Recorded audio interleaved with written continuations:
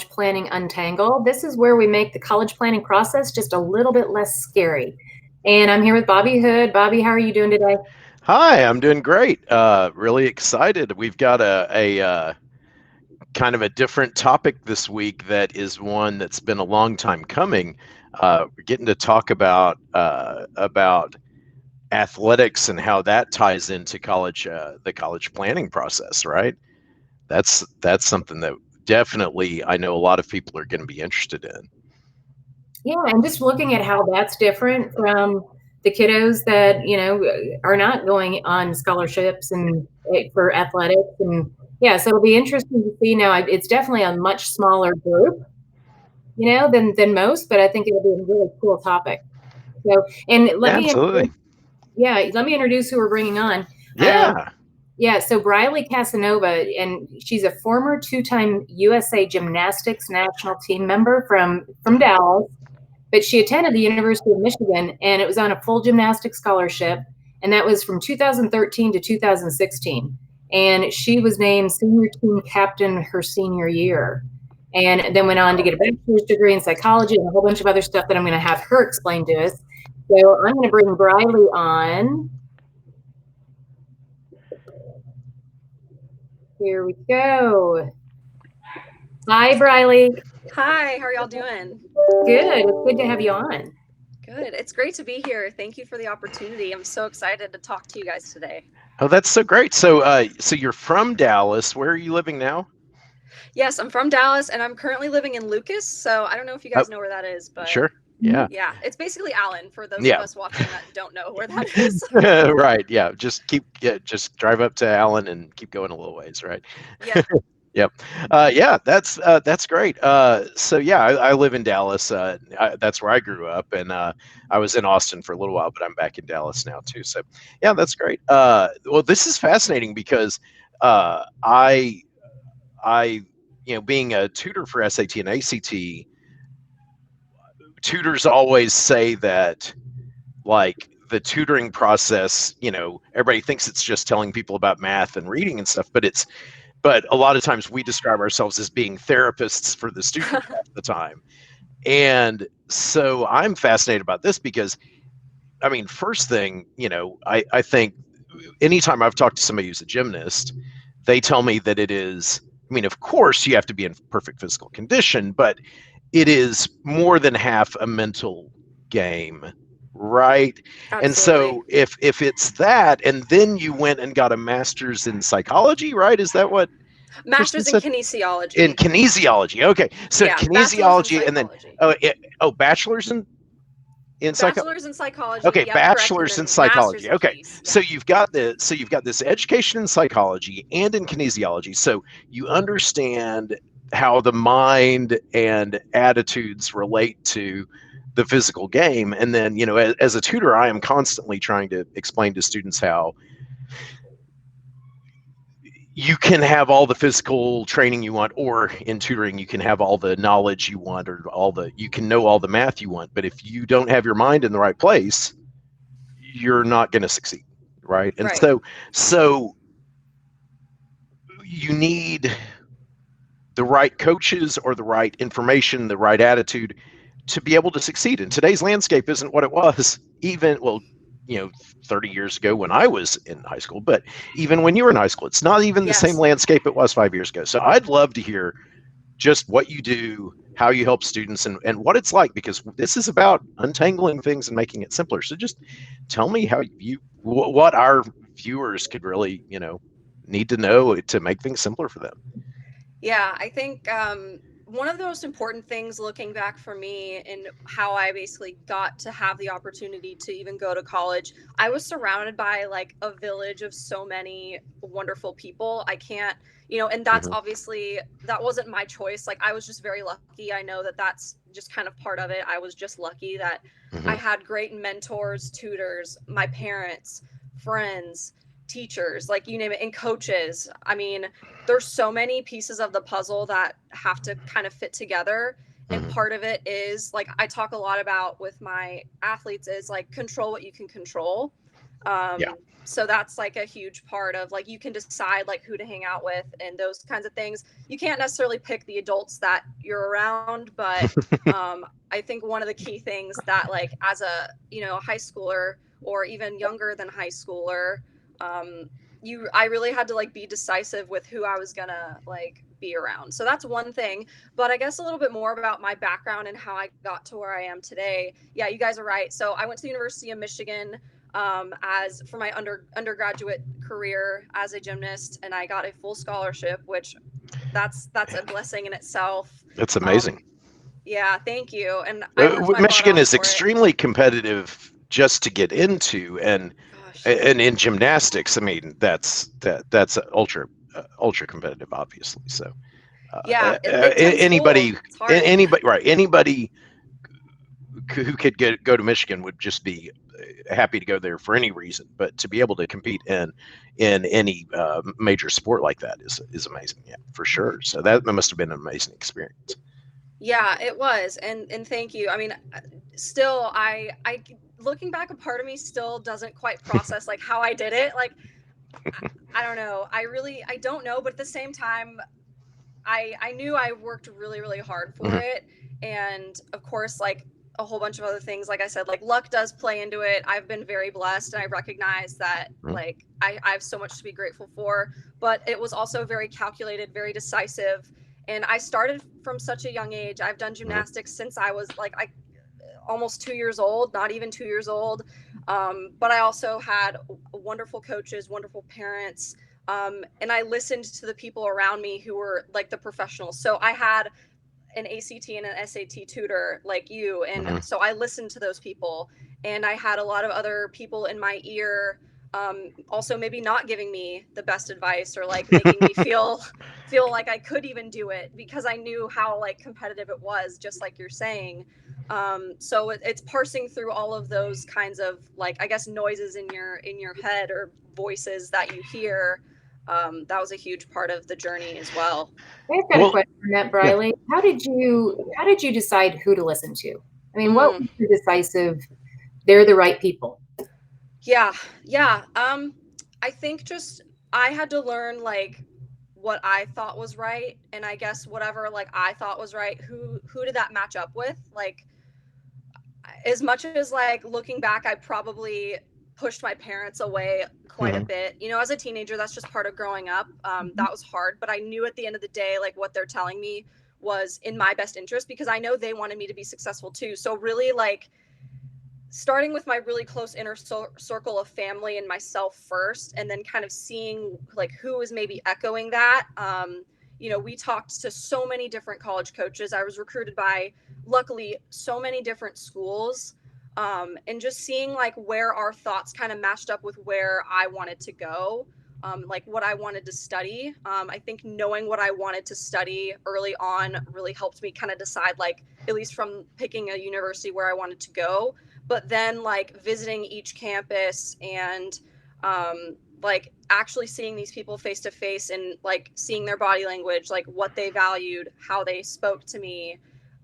You know, it's all those little things that I just really had to pay attention to. And I think that really helped me decide like who was actually in my corner and who's just trying to sell me their program just because they just think they're the best. And they, you know, I love that. And I'll tell you, a big reason is I talk to so many kids that they feel like I'm going to go someplace because my best friend's going there, my girlfriend, boyfriend, and not thinking truly about what's best for themselves, right? Yeah. So I love hearing you say that. Now, okay, so now what you do, Briley, is you are a coach for student athletes, mostly in high school or both in college as well. Is that right?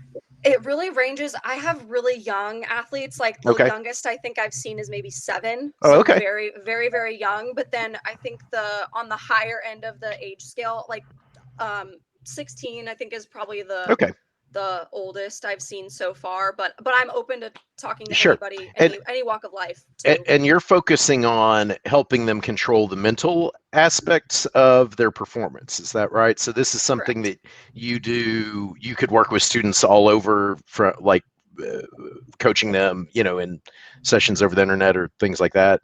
Correct. So So this is okay. So this is fascinating to me because I like with respect to like the students I tutor and things like that. Because and this may be a complicated question, but like with respect to gymnastics, I mean, from what I understand, to perform at the level that you performed at, like probably requires a commitment of most of your 80% of your non-school time, probably, right? Yes. So Yes. okay, so there's two kind of pieces to my question here. One is, so the mental game requires an unbelievable amount of focus, and like you said, like choosing who you're going to associate with and sort of prioritizing, okay, I have a limited amount of free time apart from my gymnastics work if I'm going to compete at this level. Therefore, I'm only going to spend time with people who really, provide value to my life.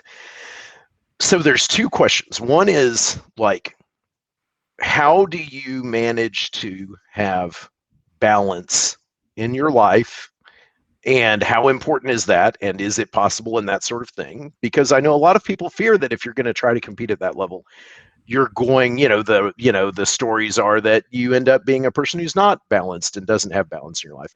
The other question is for just my students who aren't going to be. Yeah, we lost you. You want to answer that first question, Briley? Yeah, sure. I can answer the first one. And I think in some ways how I think about that now in my life is similar.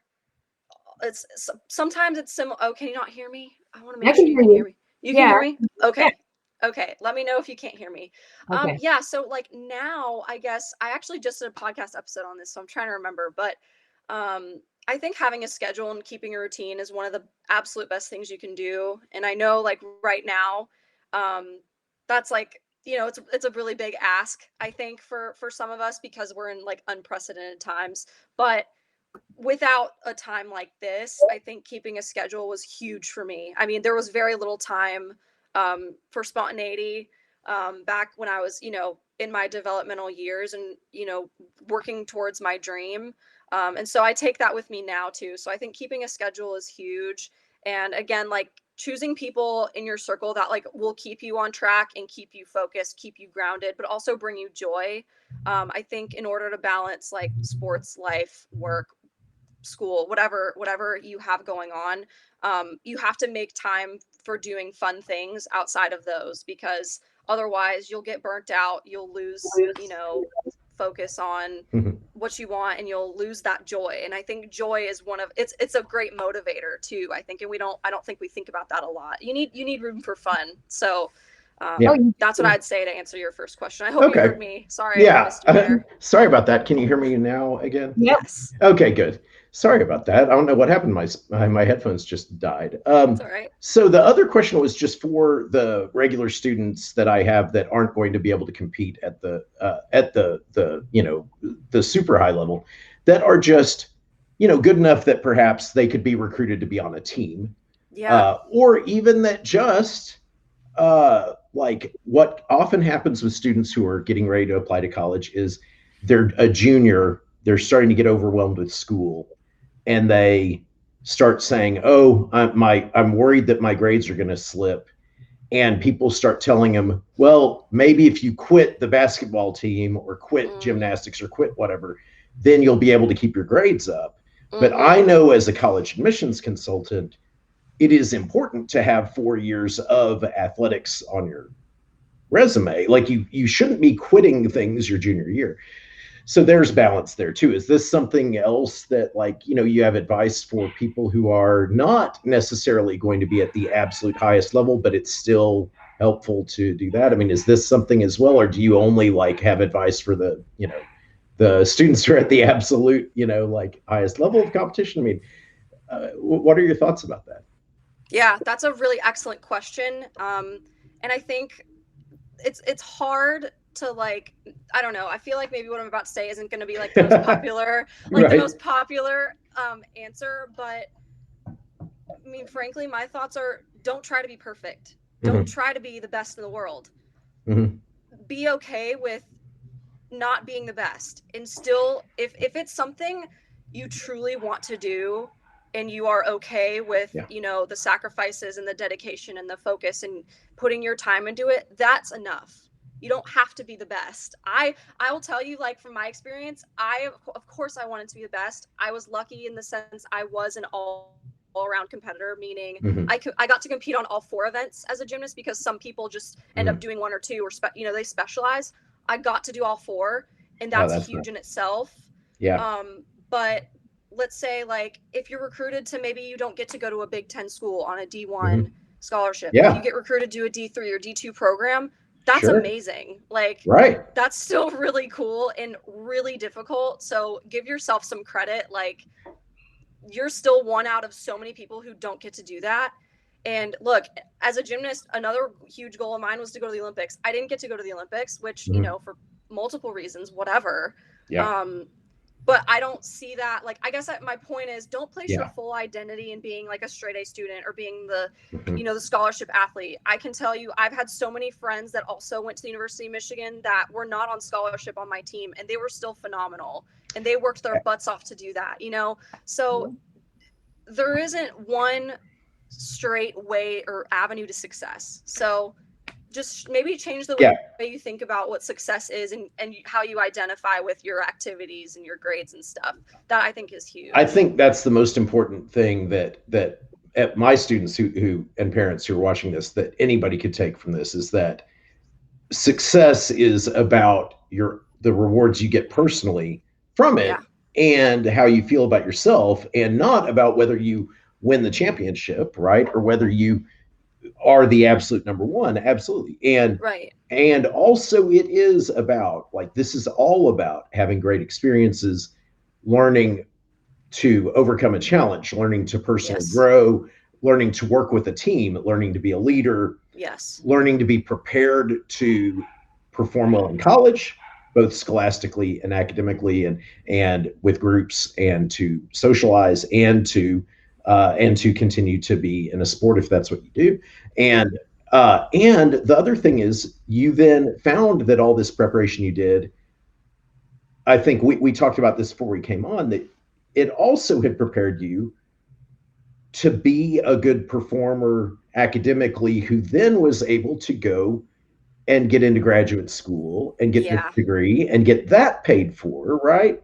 And this is something that people don't know about, right? That, like, I, even when I was in undergrad, I thought that, like, when I went to law school, which I shouldn't have done, I didn't even enjoy being a lawyer, but I thought my parents were going to have to pay for that. I didn't even understand that once you go to graduate school, you're considered an independent adult, and that if you need student loans, the student loans are yours, not your parents. So I, like, delayed and went and worked for 2 years as an accountant to save money for graduate school, because I thought that otherwise my parents were going to have to pay for law school. And then when I went to law school, I realized, oh, I could have just taken out student loans and gone to law school and they would have been mine.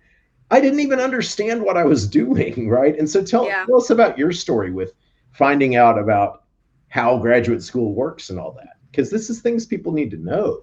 Yeah. And I guess one point I also want to make, like, again, this was just my experience. I know not everyone, like, gets the same result, but so as a result of being a student athlete as an undergrad, my grades were not great. I can't say that I did, you know, fabulous in the classroom, but did I work my butt off for, like, all the A's, B's, and C's that I got? Yeah. Like, I struggled so hard.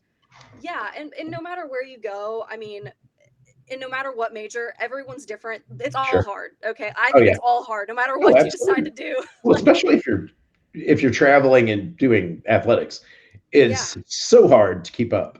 My gosh. Yeah. So, like, I wasn't even set up in the way, like, yes, I had the gymnastics accolades on my resume, fabulous, but, like, to get into grad school, of course you need good grades too. So that was actually a really big challenge for me. But once I found the place, and all you need is one, you just need one place to accept you. You don't need to get into 5 different schools. If one place accepts you, and that means you were just meant to go there, I think, you know?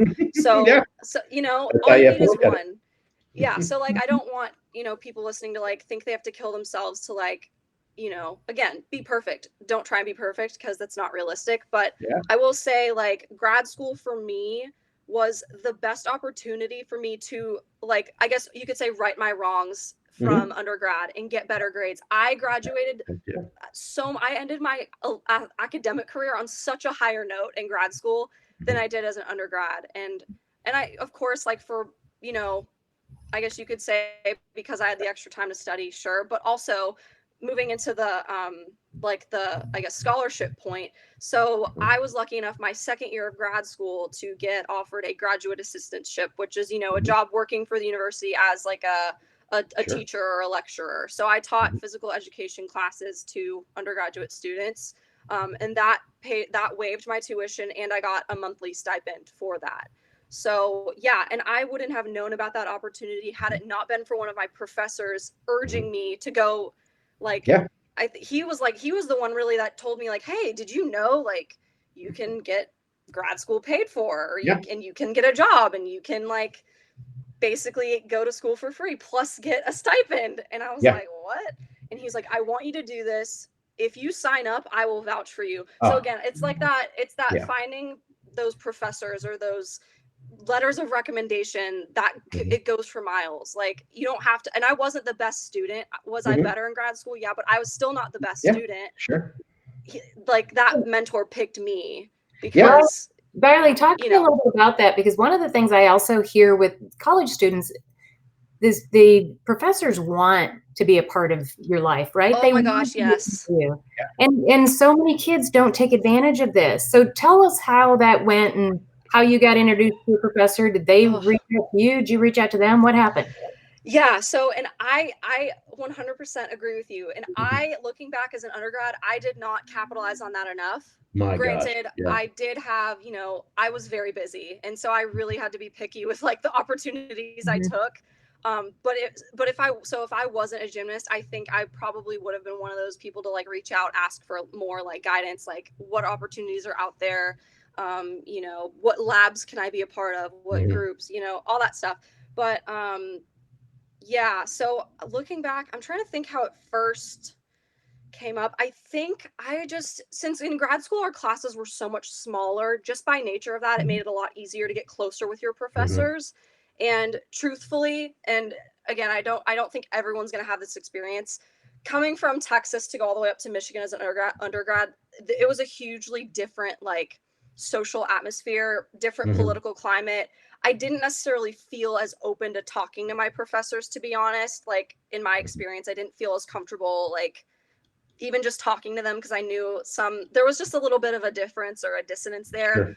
But, and that's maybe also immaturity. I was younger, but in grad school, I felt like I could actually, like, since my teacher was only 5 feet away from me instead of 50 feet away from me, like, you know, just in terms of physical distance, I had a lot of a stronger relationship with my professors in grad school, just by nature of that. But I guess for the people listening, like, don't be afraid to go up and talk to your teacher after class, because they, like, live for that. And I do think I call him my mentor, but he was my professor in grad school. Like, that is their job. Like, they want to help you do well and succeed, even if you're not, like, necessarily with the same personality or, you know, whatever. I mean, I'm so different from my graduate school mentor, but we got along so well. And I think because he saw, like, how much effort I was willing to put into the class and the assignments, like, I think he kind of was more receptive to someone like me, as opposed to, like, someone who just showed up and, like, left and, like, did, like, the bare minimum. Because there were still people that just did the bare minimum in my classes, but I just tried to do more than that, you know. So can you give some of the younger students some guidance on, if you go up to a teacher or a professor, what's something good to ask them just to break the ice? Because I think that's kind of intimidating too, right? To say, wow, I'm a 19-year-old. What in the heck do I have to offer to this professor? What might be a good just starter question for them? Ooh, I think a great, like, open-ended question is just to, like, ask about them, how they got to where they are. Because I'm sure, like, okay, this may sound, again, a little bit of an unpopular opinion, but I think professors, they love talking about what they do, and they love talking about themselves. Like, So ask them about it, but like it has to be genuine. If you're just asking just to like get them to talk and like make them feel important, like it's not going to work out for you. Like you have to genuinely be interested in them. So like, you know, do that in the classes that you actually enjoy. Don't maybe not do it in the class that's like really difficult, or like you don't even like it at all. Like you have to be, you know, just be reasonable about that. But I don't know. Yeah. Asking about them, like, hey, how did you get to, why did you want to work here over another university, or where are you from? Like, it's just asking questions like that. And they could go on, I'm guarantee you, for hours about that. Yes. Yeah. And, you know, one of the things that Gallup puts out, you know, I'm a Gallup certified strengths coach, and I read a lot of their research, is that one of the 6 things that you should do in college that's going to help prepare you for life is to find a mentor. One of the professors that actually takes a not a liking to you, but spend some time with you. Yes. That's huge as far as just being prepared for life. And I think it's such a big topic. So I love that you hit on that. And I think that, you know, just that one nugget, you know, of what to ask them was huge. I appreciate that. Yeah, thanks. And I actually never really thought about that until now. So I'm glad that now that's on my mind too, because yeah, that's such a I know it's so hard to do. It's so hard to go out of your comfort zone and go out of your way to talk to your teachers and your professors, but it's so important. Like, I don't know, you have nothing to lose at the same time too. Like if that's the other part of the equation, like even if they don't give you the time of day, like you didn't lose anything. Right. By trying, you know? Yeah, absolutely. Okay. So I have a random, completely unrelated thing. So, so as a tutor, I'm always like, you know, I talk to my students and I find out if they're like, if they're an athlete or if they're in band or whatever. I try to like give them advice that like, because a lot of times students don't understand how to relate to like SAT or ACT. It seems like a foreign thing to them. But if I can tell them something that relates to what they already know how to do in athletics or music or whatever, then they can figure it out. And so what happens during a test on the SAT or ACT is you see a question that you don't understand how to respond to. It freaks you out. You start panicking. Things start happening inside you. Your adrenaline goes up. Your body goes into fight or flight mode. You start, you can't, and then you freeze up and you can't perform, right? Yeah, fight, flight, or freeze. Yeah, exactly. So now this is obviously something that happens in athletics all the time. It's got to be something that happens in gymnastics. You're getting ready to perform. Suddenly, for some reason, you're basically almost having a panic attack or something. You freeze up. You feel like you can't do the thing. So this is my random question. So what is your one or a couple of techniques that you use to quiet your mind, or that you advise students? What do you do when your mind's going crazy and you need to calm down quickly, or whatever, when you feel that fight, flight, or freeze, whatever? Let's just talk for a minute about the things that you advise people to do, because I'm going to steal some of it, use it in tutoring, and then. Sure. Yeah, that is an excellent question, and I'm so glad you asked, because that's something I talk about every day. I assume it's like the number one thing you talk about, because I'm also giving you a chance to demonstrate like what, if students come and hire you, they would be talking about. So yeah, I'd like to hear some of that. Yes. So I'm okay. And there's also of course, I get the pleasure of talking to these athletes when they're separated from that moment. So I know there's like a little bit of that difference there, but usually what I start with, like if you're in a place where you're panicking and you're losing it, you have no idea what to do. Yeah. The biggest thing you can focus on simply is just your breathing. And there's, you can look up any type of breathing technique. There's so many different ways to do that. So I won't like go through that, but literally if all you can focus on is just breathing in through your nose, out through your mouth, take like for 30 seconds. If you have 30 seconds to do that, I know when you're taking a test, you're timed, but like even just 10 seconds. You stop what you're doing and you take deep breaths and you count to 10 or count to 20 or count to 30. Tip number 1, that like, no matter what, we can all do that. Another thing, if you're in a situation where you can do this, you stop what you're doing and you go get a drink of water. Just do something different, something simple. Yes, break the pattern. go do something. And, you know, water is important, of course, as an athlete. Yeah. So that's why I like that reference. Sure. It like remove yourself from that situation. Yeah. So That's not, one thing. not Diet Mountain Dew. That's what I Hey, look, if that's what you need to get For through me, the day, right. like Yeah, exactly. I won't criticize. Right. Okay. Yeah. But then another thing, just stay in the moment and think, okay, I'm freaking out, but what do I actually need to do to get through this? So like if I'm thinking of the athlete who's on the middle of a beam routine and they're like, I'm scared, what do I do? Freaking out, can't control my breathing, can't control my thoughts. Literally, okay, point your toes, or literally take a step forward, one skill at a time. That's what I always say. Right. So one thing at a time, that's another like applicable thing. Just what can I do to answer this question properly? And then move on to the next one. Don't think about the next 10 questions, one thing at a time. Okay. Those are like my top 3. That's fascinating. So yeah, that's so great, because the 3 things that I constantly every single day say to my ACT and SAT students is, if you're panicking, what you do is you're looking at a question, you're freaking out, you feel yourself panicking in the moment.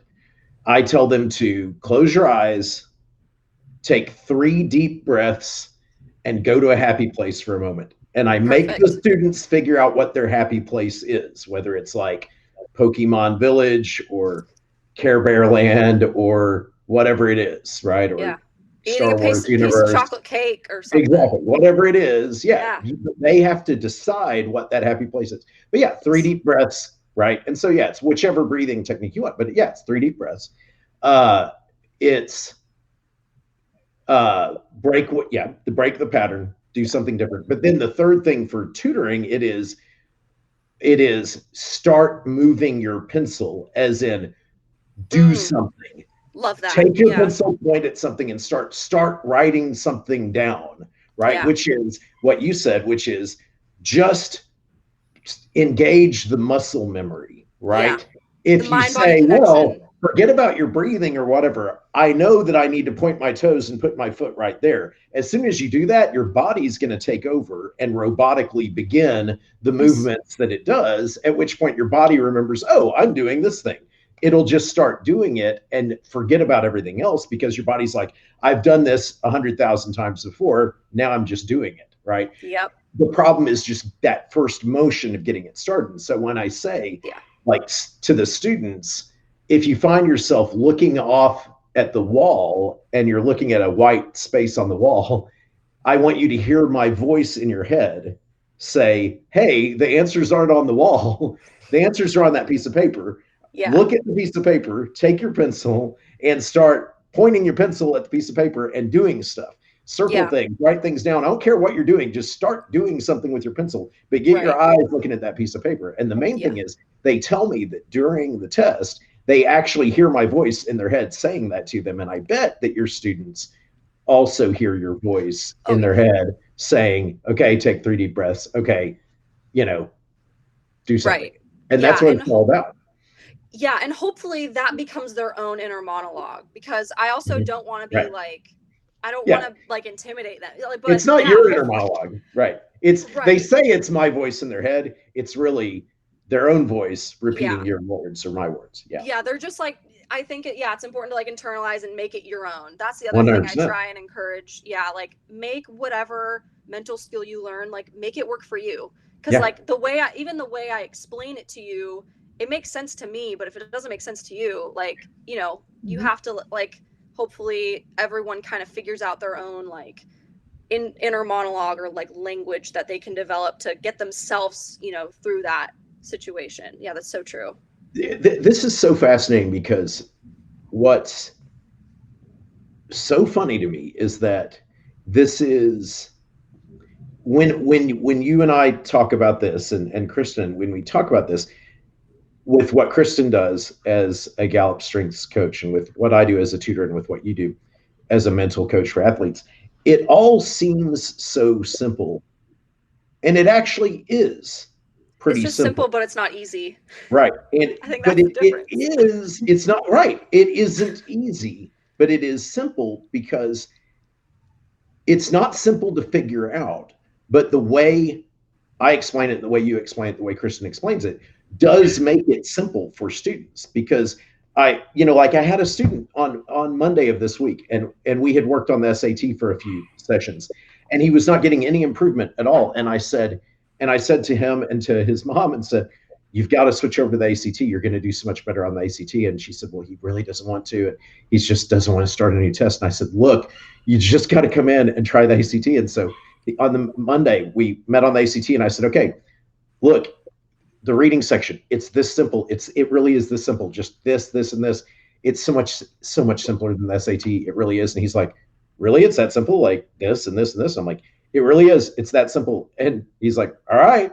And so then she emailed me yesterday, and she's like, okay, he went from a 21 to a 33 based on your advice. He's like, he's super excited, and he's like ready to go on all the rest of the ACT. And I'm like, well, it is that simple. So yeah, because we had already worked on the SAT, and he had gone up to like a 650 on the SAT reading. But on the ACT, he was like, had never tried it. But a 33 is way better on the ACT than a 650 reading on the SAT. But it was just because he's like, he was stuck at a 650 on the SAT. But now 33 on the ACT, that's like a 750, and I was like, yep, there you go. You're like, yep. But that's like, why you use a coach.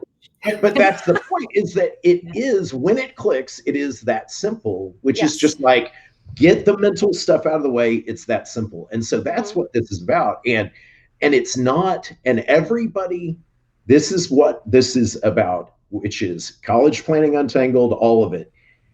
Sure, sometimes things require a lot of work, and some things are really complicated. But what this is about is saying, a lot of this stuff is easier than it looks. Yeah. It's all really scary sounding, and people make it sound really scary, and you don't need to be that scared. And the world's gotten a lot scarier lately, but you don't need to be that scared. And all three of us are here. You don't have to like spend $1 zillion to work with me. I will answer questions. Now, tutoring does, I am an expensive tutor, but I will answer questions, and I will help you out. I will work with people on any budget. Contact me, contact Briley, contact Kristin. Yeah. All of us, you can contact us. We'll talk to you. We will answer questions. That's what this is about, making things less stressful.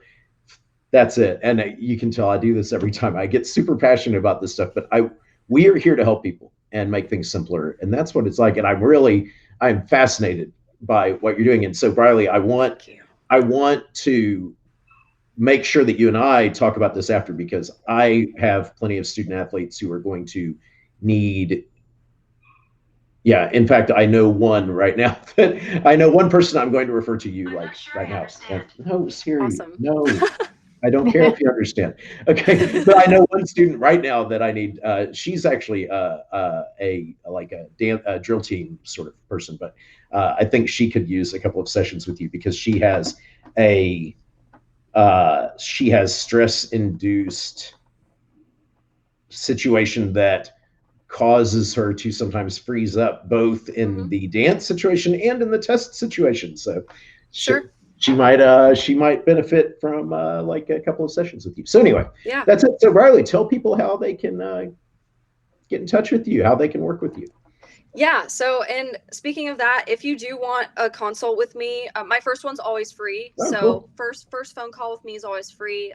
You can go to completeperformancecoaching.com. That's my company's main website. And you can find me there. Just go to like the about section, and each of the coaches' bios, I'm at the very bottom. So that's where you can directly click on me, and you can schedule an appointment with me for free. And my email has been going up across the screen from what I see. It's just Briley@completeperformancecoaching.com. Very cool. Those are like the main ways. And I have a whole bunch of social media and stuff, so I won't even bore you guys with that. But you guys can find me through there. And didn't you say you have a podcast as well? I do. Yes. Yeah. So I was just going to go into that. So it's called Pursuing Excellence. Ooh. Yeah. I'm all over the place. So you can find me like everywhere. If you just like search my name, I'm sure it'll come up somewhere. But yeah, it's called Pursuing Excellence. It's available on Apple, Google, Spotify, and Anchor, and YouTube. Excellent. I'm on YouTube as well. So just search my name and you'll find me. Okay, that's excellent. Oh, and also just a reminder to anybody who's watched this, if you do watch this video, please put in the comments on YouTube #replay. Is that That's right. You got it. Okay, yeah. I'm trying to learn the YouTube lingo. That's great. Well, my name is Bobby Hood. You can find me at bobbyhoodonlinetutoring.com. And you can email me at bobbyhood@bobbyhoodonlinetutoring.com, or there is a contact form on that website. I'm also on Facebook and all of those things. Always happy to answer questions. And yeah, you can call me and talk to me about tutoring and all that. Always happy to answer questions, and just really love this. All right, Kristin, what about you? Yeah, so you can find me at kristinclark.com. And I just started a new Zoom class. I take 6 Yes. months at a time, and we talk about how to pick a major. And the reason why that's so important for parents is every time a kid changes his major, it will cost you around $10,000 or more. Yeah, and I know some of my students have signed up for that class, so so that's really cool. I'm really excited about that, and so I'm really excited to hear how that goes, and yeah, that's going to be really helpful for them, and I know they're excited about it. So that's really cool. Yeah. All right. That's great. Well, wonderful. Thanks so much for joining us, Briley, and thanks for putting this together this week, Kristin. Oh my goodness. Well, thank you guys for having me. This was so much fun. Yeah. I'd love to have you guys on my podcast one day. So Oh, I'd love to. Love that. I'll let you guys know when I can work out the logistics of all that. Sounds great. All right. Thanks, Brian. Great. Thank y'all so much. Appreciate it. Oh, absolutely.